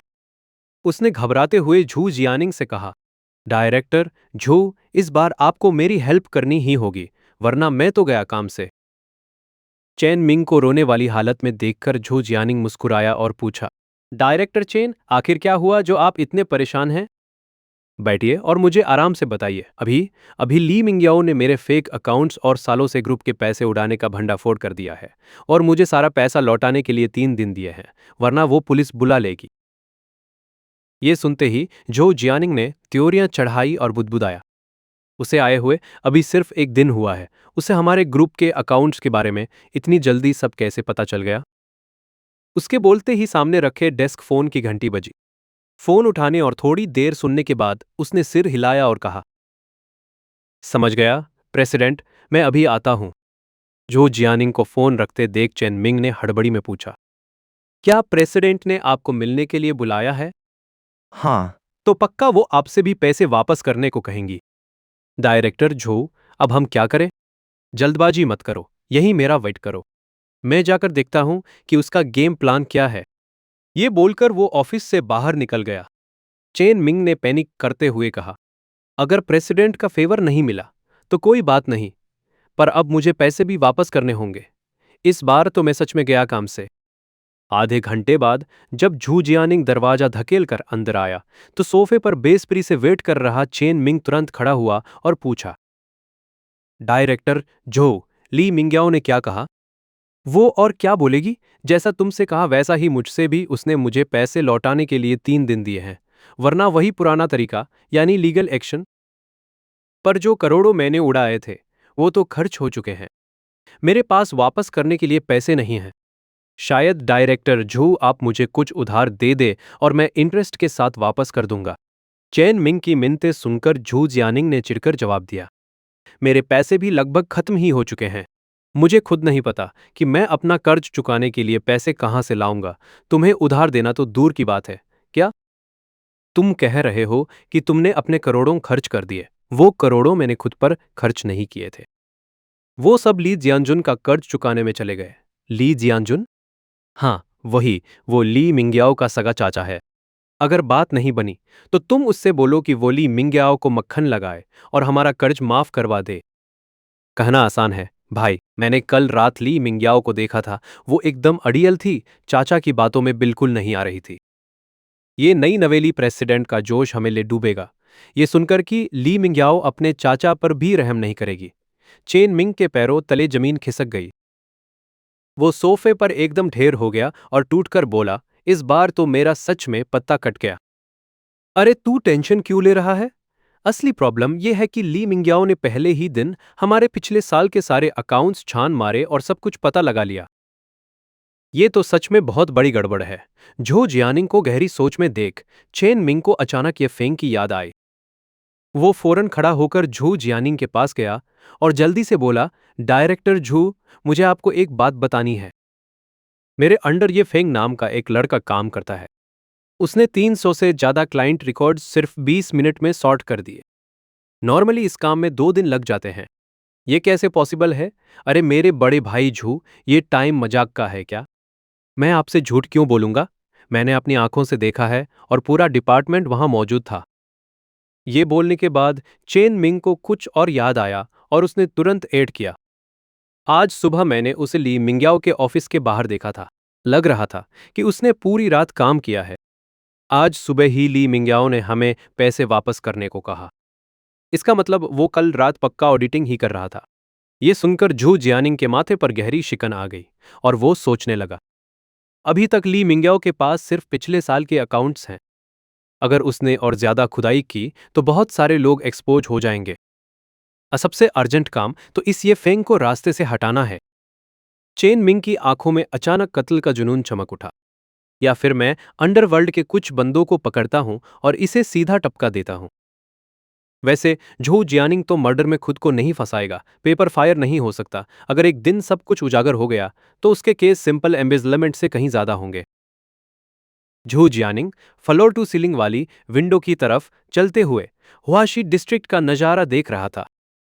एक पल बाद उसके दिमाग में आइडिया पक्का हो गया। पीछे मुड़कर चेन मिंग की ओर देखते हुए उसने धीमी आवाज में कहा, किसी को साइलेंस कर देना, मतलब जरूरी नहीं कि उसे मार दिया जाए। डायरेक्टर जो, आपका मतलब क्या है? कलंक ट्रैप श्यानरेन टियाओ। झू जियानिंग ने अपने सूट की इनर पॉकेट से सिगार निकाला और धीरे धीरे उसे काटा। मुझे कुछ प्रोफेशनल्स पता है जो इस काम में स्पेशलाइज्ड हैं। अगर हम उसे एक औरत के साथ बिस्तर में फिल्म कर लें, फिर उसे रेप का इल्जाम लगाएं और सीधे भेज दें। चेन मिंग ने हाथ रगड़ते हुए आखिरकार चेहरे पर हल्की खुशी झलकाई। शानदार। वो बच्चा शहर के पश्चिम में पुराने मोहल्ले में रेंट पर रहता है। कोई कैमरा नहीं, इस काम के लिए एकदम परफेक्ट। झू जियानिंग ने धुएं की एक रिंग फेंकी और आंखें पिचकी। तुम्हारे पास वो महिला एस्कॉर्ट लिन मीमी है ना? याद है, वो काफी गुड लुकिंग है। सही है ना? वो लड़की मुझसे बहुत पैसा उधार लेती है। इससे करने के लिए उसे यूज करना एकदम परफेक्ट है। चेन मिंग ने फोन निकाला और अपने कॉन्टैक्ट्स में सर्च किया। मैं अभी उसे कांटेक्ट करूंगा। इसी बीच ये फेंग ने सुपरमार्केट से ताजी सब्जी और मांस खरीदा और फिर अपने किराए के अपार्टमेंट में वापस आया। पूरी रात जागने के बाद ये फेंग घर पहुंचते ही लेट गया और तुरंत सो गया। ई फेंग को एक सपना आया। सच कहूं तो वो सपना नहीं, बल्कि एक पुरानी याद का रिप्ले था। कल ली फेंग ने उस रात की बातों को याद करने की बहुत कोशिश की थी, पर उसे बस टूटे फूटे टुकड़े ही याद आ रहे थे। पर आज के सपने में सब कुछ एकदम क्लियर था। ऐसा लग रहा था जैसे ये फेंग उस पल को दूसरी बार जी रहा हो। सपने में उसे धुंधला सा याद आया कि टच करते वक्त उनकी बॉडी से एक नीली रोशनी निकल रही थी। जैसे जैसे टाइम बीता, आखिरकार ये फेंग होटल के बेड पर ढेर हो गया। उसने सुकून से अपनी आंखें बंद कर ली। जैसे ही उसका इरादा एक और राउंड के लिए आंखें खोलने का हुआ, उसकी आंख खुली तो उसे अपना वही पुराना खटारा सा रेंटल अपार्टमेंट दिखा। धत तेरे की! फालतू में आंखें बंद की मैंने। अफसोस के साथ एक भरते हुए ये फेंग उठा, जल्दी से एक कोल्ड शावर लिया, फिर सिंपल पर एकदम नीट और क्लीन कपड़े पहनकर किचन में बिजी हो गया। फाइनली एक दिन की छुट्टी मिली है। आज अपनी छोटी बहन के लिए बढ़िया खाना बनाऊंगा। बेचारी हमेशा हॉस्पिटल का कैफेटेरिया ही खाती रहती है। वो पक्का इससे पक चुकी होगी। दोपहर भर कुकिंग में बिजी रहने के बाद जैसे ही शाम हुई, यीफेंग ने अपनी 3 सिग्नेचर डिशेज पैक की। जब यीफेंग हॉस्पिटल खाना देने के लिए निकला, तो एक औरत मिनी स्कर्ट और ट्यूब टॉप पहने अपनी कमर मटकाते हुए ठीक उसके दरवाजे पर आ पहुंची। छोटे भाई, क्या तुमने इन होम सर्विस ऑर्डर की थी? अपनी बात खत्म करते ही उसने जैसे ही हाथ बढ़ाकर उसे टच करने की कोशिश की, यीफेंग बुरी तरह डर गया और झटके से पीछे हट गया। पीछे हटते हुए यीफेंग ने उस अजीब सी औरत की तरफ देखा और बोला, ओए ओए, दीदी, आपने गलत बंदा पकड़ लिया है। मैंने कोई इन होम सर्विस ऑर्डर नहीं की थी। यूनिट 3401। गलती कैसे हो सकती है? शर्माओ मत छोटे भाई। मेरे पास पैसे नहीं हैं, तो कोई बात नहीं। ये वाला बस एक ट्रायल है। ये सुनने के बाद भी कि उसके पास पैसे नहीं हैं, औरत को अपनी तरफ झपटते देख ही फेंग डर गया और बार बार पीछे हटने लगा। भले ही इस तरह की चीज ज्यादातर लड़कों के लिए एक सपना होती है, पर यह फेंग अच्छे से जानता था कि आसमान से फ्री का हलवा नहीं गिरता, और अगर गिरा भी तो उसके सिर पर तो बिल्कुल नहीं गिरेगा। उसके रेंटल फ्लैट में जब उस औरत ने देखा कि फेंग उसकी बातों में नहीं आ रहा, तो उसकी आंखों में एक बेरहमी सी दिखी और उसने अचानक अपने बाल बिखेर लिए। फिर उसने अपना छोटा सा वेस्ट नीचे खींच लिया, जिससे सब कुछ रिवील होने लगा। उसने अपनी शॉर्ट स्कर्ट भी नीचे पैरों तक खींच ली, जिससे उसकी रेड लेस वाली पैंटी दिखने लगी। अचानक उसने खुद को एक जोर का थप्पड़ मारा, फिर अपना चेहरा छिपाकर जोर जोर से रोने लगी। कोई है, बचाओ मुझे, मेरा मोलेस्टेशन हो रहा है। औरत का ये ड्रामा देखकर ये फेंग के होश उड़ गए। पीछे मुड़कर उसने देखा कि वो औरत फर्श पर ऐसे बैठी है जैसे सच में उसका मोलेस्टेशन हुआ हो। तो वो सुन्न होकर बोला, नहीं दीदी, इस कमरे में सिर्फ हम दोनों ही हैं। मैं तो बस खड़ा था और मैंने कुछ नहीं किया। पर वो औरत रोते चिल्लाते हुए बोली, तुम ही मेरा मोलेस्टेशन कर रहे थे, कोई है, बचाओ। भाई साहब, ये औरत तो मुझे स्कैम कर रही है। ये फेंग की बात खत्म ही हुई थी कि दरवाजा अचानक जोर से खुला और 3 तगड़े आदमी अंदर घुस आए, जिनके हाथों पर मछलियों के टैटू थे।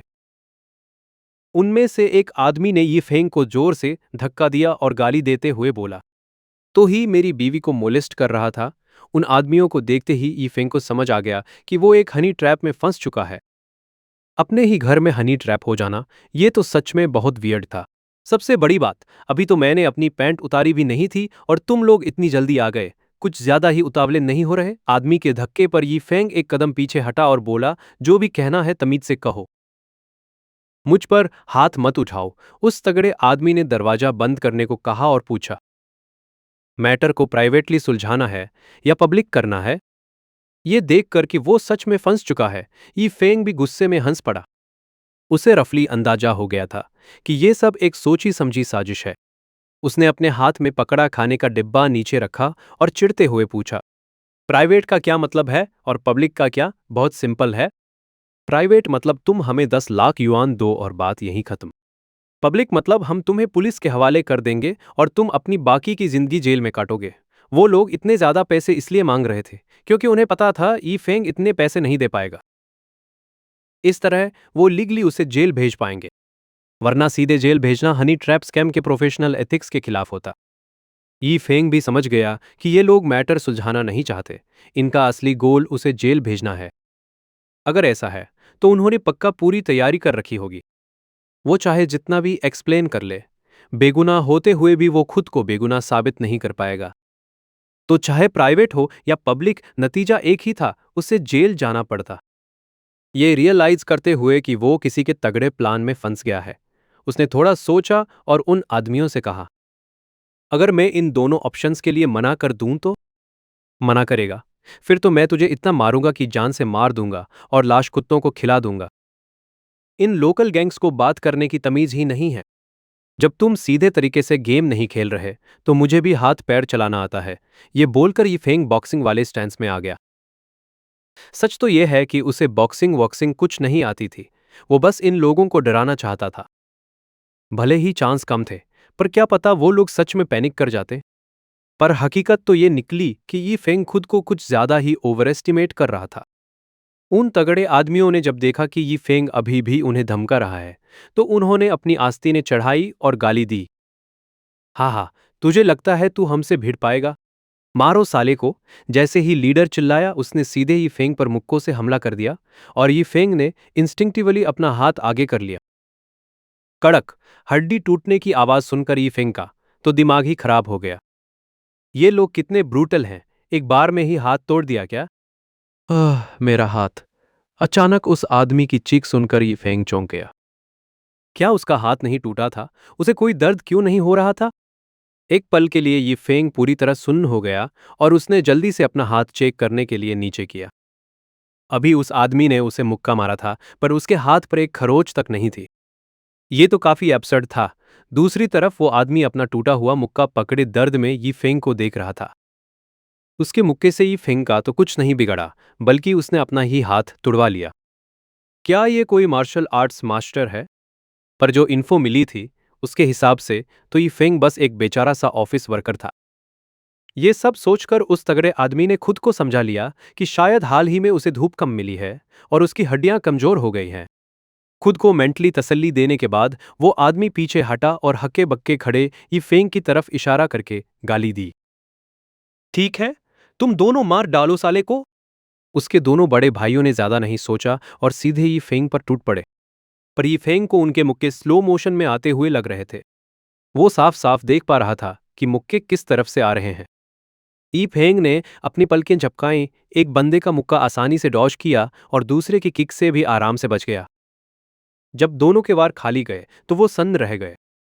यी फेंग के लिए उनकी चालें स्लो मोशन थी, पर उनके लिए यी फेंग बहुत फुर्तीला लग रहा था।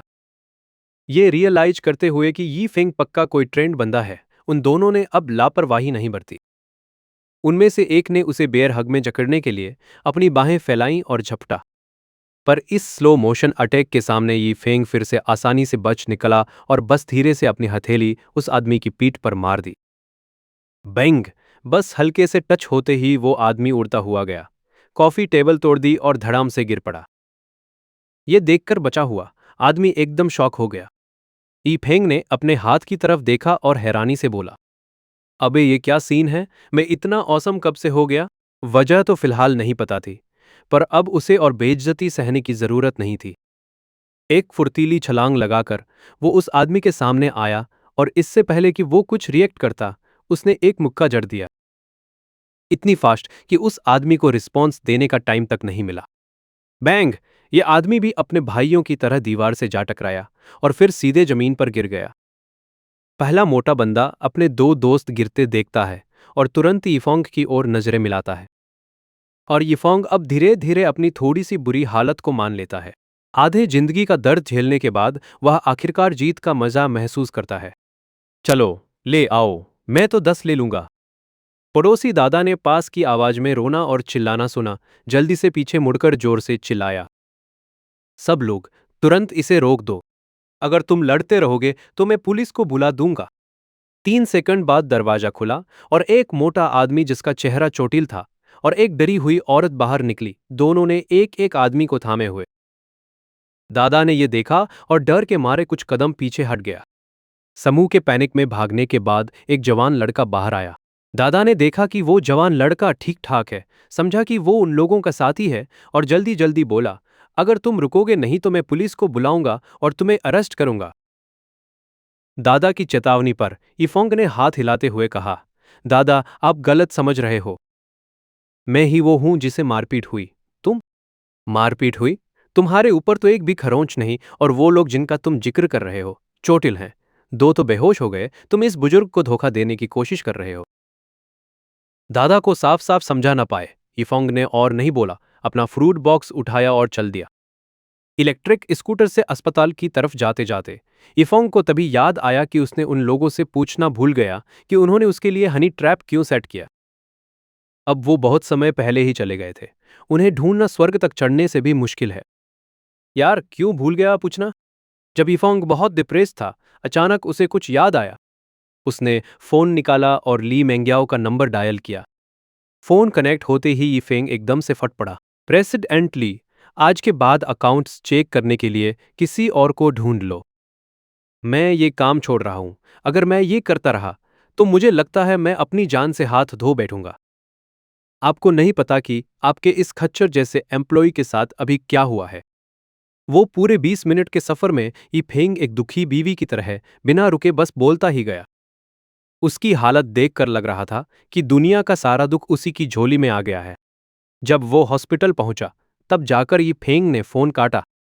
उस वक्त ग्रुप प्रेसिडेंट के ऑफिस में बैठी ली मेंग्याओ ने अपने कटे हुए फोन को देखा और उसकी आंखें अजीब तरह से फड़फड़ाई।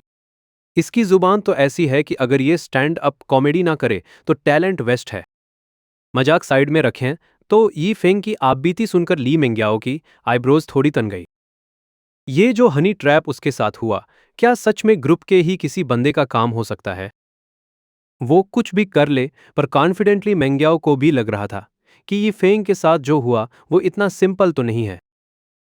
ई फेंग जैसे ही वार्ड में घुसा, उसने देखा कि एक कॉलेज स्टूडेंट जैसी दिखने वाली लड़की बेड पर लेटी बुक पढ़ रही थी। उसके चेहरे पर एक अजीब सी उदासी थी, आंखें ऐसी जैसे अभी रो देगी। उसके गालों पर बीमारी का असर साफ दिख रहा था, जैसे कमजोरी ने उसे पूरी तरह जकड़ लिया हो। आंखों में हल्की सी नमी थी और सांसें भी काफी धीमे चल रही थी। शांत लेटी हुई वो पानी में खिले फूल जैसी लग रही थी और हिलते हुए हवा में झुकती टहनी जैसी कमजोर। लिन ड्यू को डिस्क्राइब करने वाले शब्द इस लड़की के लिए एकदम परफेक्ट फिट बैठते थे। उस लड़की ने जैसे ही वार्ड में किसी को आते देखा, उसने धीरे से सिर उठाया और यीफेंग को अपनी तरफ देखकर मुस्कुराते देख उसके चेहरे पर एक प्यारी सी स्माइल आ गई। भैया, आप आ गए। उसकी आवाज किसी सुरीले संगीत जैसी थी, जिसने यीफेंग के हनी ट्रैप वाली सारी टेंशन और दुख को पल भर में गायब कर दिया।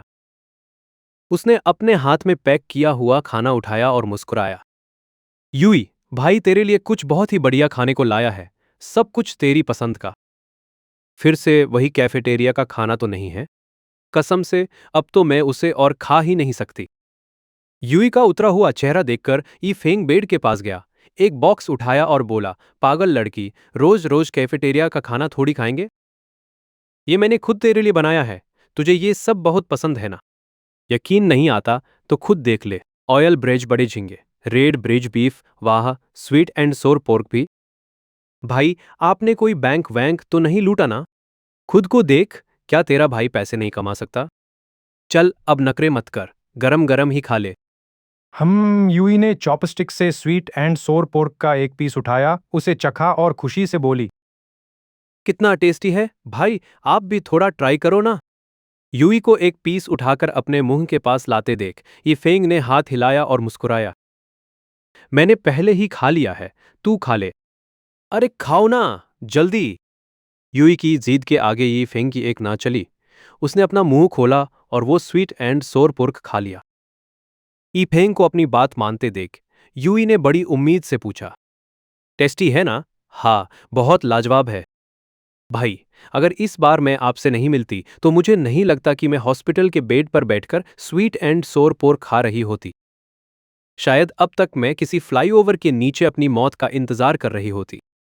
यूई को अचानक पुरानी बातें करते देख यी फेंग ने टिश्यू उठाया, उसके मुंह का कोना साफ किया और बोला, तू मेरी बहन है। भले ही मुझे घर के बर्तन तक बेचने पड़े, पर मैं तेरा इलाज करवा कर रहूंगा, तुझे रत्ती भर भी तकलीफ नहीं होने दूंगा। पर हम सगे भाई बहन तो नहीं हैं, हम तो बस इत्तेफाक से कुछ साल एक ही अनाथालय में रहे थे। आप मेरे लिए इतने अच्छे क्यों हो?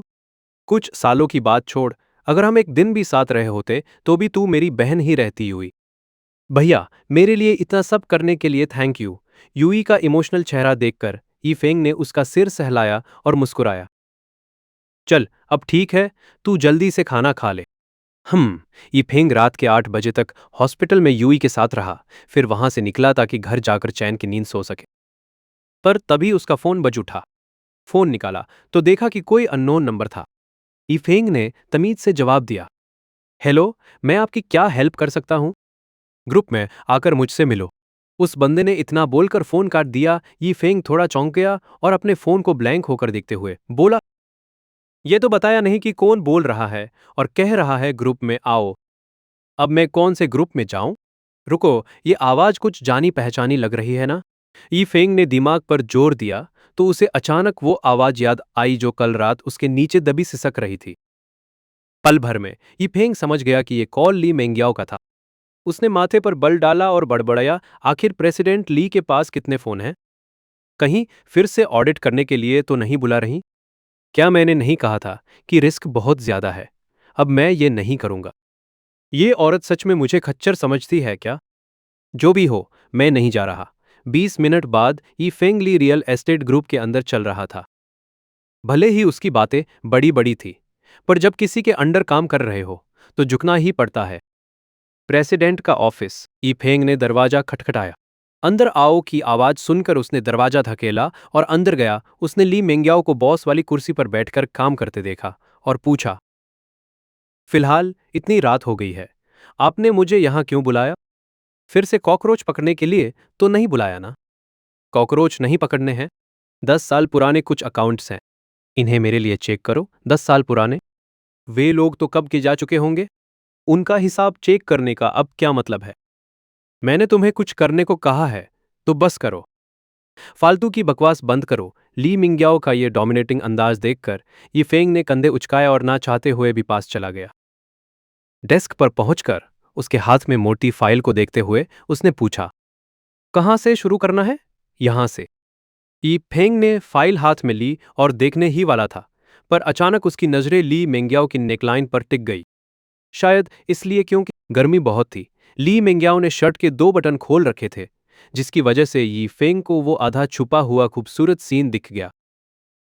मानना पड़ेगा, ये जो आधा छुपा हुआ वाला एम्बिग्विटी है, ये पूरी तरह खुले सीन से भी ज्यादा इमेजिनेटिव है और यीफेंग के मुंह से अचानक निकल गया। कोई ताज्जुब नहीं कि आप बॉस बन गई, ये क्लीवेज तो बहुत डीप है। अचानक यीफेंग की बातें सुनकर ली मेंग्याओ ने उसकी नजरों का पीछा किया और देखा कि वो एक्सपोज्ड है। उसने झट से हाथ से अपना चेस्ट ढका और गुस्से में बोली, अपनी नजरें कहां टिका रहे हो तुम? अपनी चोरी पकड़े जाने पर यीफेंग ने अपनी ठरकी नजरें हटाईं, नाक रगड़ी और बोला, जब आपने खुद इसे खुला छोड़ा था तो अब मेरे देखने से डर क्यों रही हो? मैं तो बस खुद को ठंडा कर रही थी। क्या मैंने तुम्हें देखने को कहा था? अगर आप पहले नहीं बताती तो मुझे लगा कि मैं बोर हो रहा हूं, इसलिए आप मेरे मजे के लिए ये सब कर रही हैं। मैं तुम्हें मजे लेने के लिए दिख रही हूं? जल्दी सोफे पर बैठो और मेरे लिए ये अकाउंट्स चेक करो। ठीक है। फिर ये फेंग सोफे पर बैठ गया और 1 घंटे में पूरी मोटी अकाउंट बुक पढ़ डाली। फिर बिजीली मिंग्याओ से बोला, जनरल मैनेजर ली, मैंने काम खत्म कर लिया है। इस बुक के कम से कम 70% अकाउंट्स में गड़बड़ है और मैंने पेन से उन सब पर मार्क लगा दिया है। अब क्या मैं छुट्टी कर सकता हूं? अभी तो कुछ ही बजे हैं और तुम्हें जाना है। यहां और भी फाइलें हैं, इन्हें लो और चेक करते रहो। ली मेंग्याओ को जाने कहां से 10 और फाइलें निकालते देख यीफेंग का चेहरा उतर गया। इस औरत का एटीट्यूड अब वैसा ही हो गया था जैसा होटल में था। ये तो पक्का उसे काम करा करा के मार ही डालेगी।